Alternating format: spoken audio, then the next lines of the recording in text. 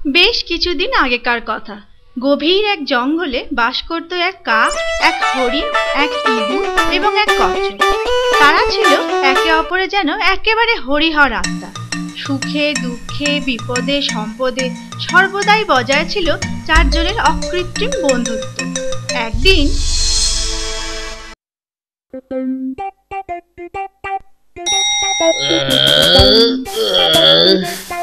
আজকের ভোরটা সত্যি সুন্দর, নরম রোদ, মৃদু হাওয়া, চমৎকার।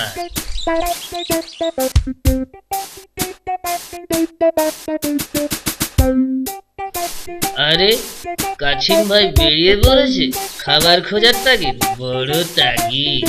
কাক কাছিমকে ডাকতে যাবে এমন সময় হঠাৎ কোথা থেকে একটা জাল এসে পড়লো কাছিমের উপর।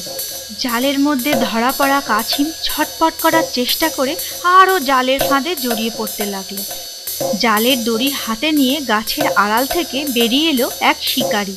তারপর যা বাবা, কাছিমকে তো কাঁধে নিয়ে শিকারী হাঁটা দিল। এখন কি করি? যাই, সবার আগে ইঁদুর আর হরিণকে খবর দিই। কাক উঠতে শুরু করলো এবং সোজা এসে পৌঁছলো ইঁদুরের বাসার সামনে। তারপর ওরে ইঁদুর, ইঁদুর, এক্ষুনি বেরিয়ে আয়, ভয়ানক বিপদ। কি হয়েছে? কি হয়েছে? এক্ষুনি হরিণ ভাইয়ের কাছে যেতে হবে, চ শিগগিরি। আরে বিপদটা কিসের তা বলবি তো? আর বলিস না, কাছিম ভাইয়ের বড় বিপদ। শিকারীর জালে আটকা পড়েছে কাছিম ভাই। চল শিগগির হরিণকে গিয়ে বলি, কিছু একটা করতে হবে। হ্যাঁ হ্যাঁ, চল তাড়াতাড়ি। এরপর কাক ও ইঁদুর যত তাড়াতাড়ি সম্ভব পৌঁছলো হরিণের ডেরায়।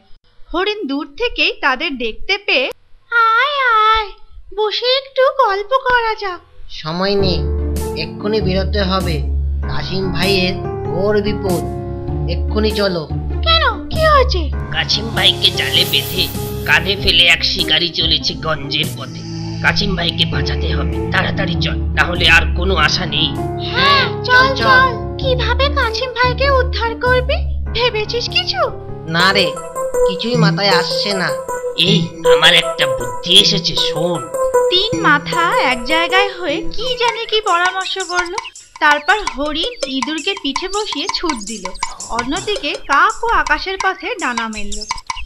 হঠাৎ দেখা গেল শিকারী জালে জড়ানো কাছিমকে কাঁধে নিয়ে মহানন্দে হাঁটছে।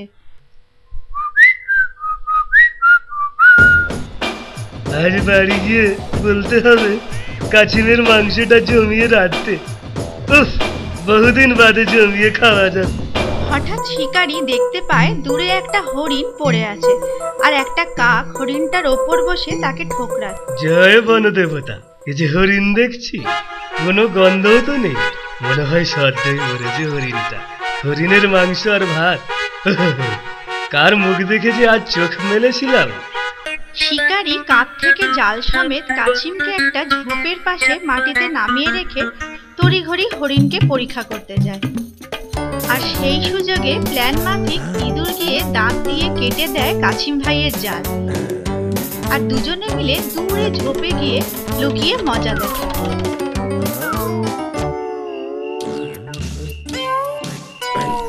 বাবা, খুব ঠকান ঠকালো তো। মরা হরিণ কিনা জানতে হয়। ধাও, যাই, কাছিম নিয়ে ঘরে ফিরি। আর কি করব? ধীর পায়ে শিকারী পথের ধারে ঝোপের কাছে এসে দাঁড়ায়, কিন্তু এখানে এসে সে সম্পূর্ণ স্তব্ধ হয়ে পড়ে।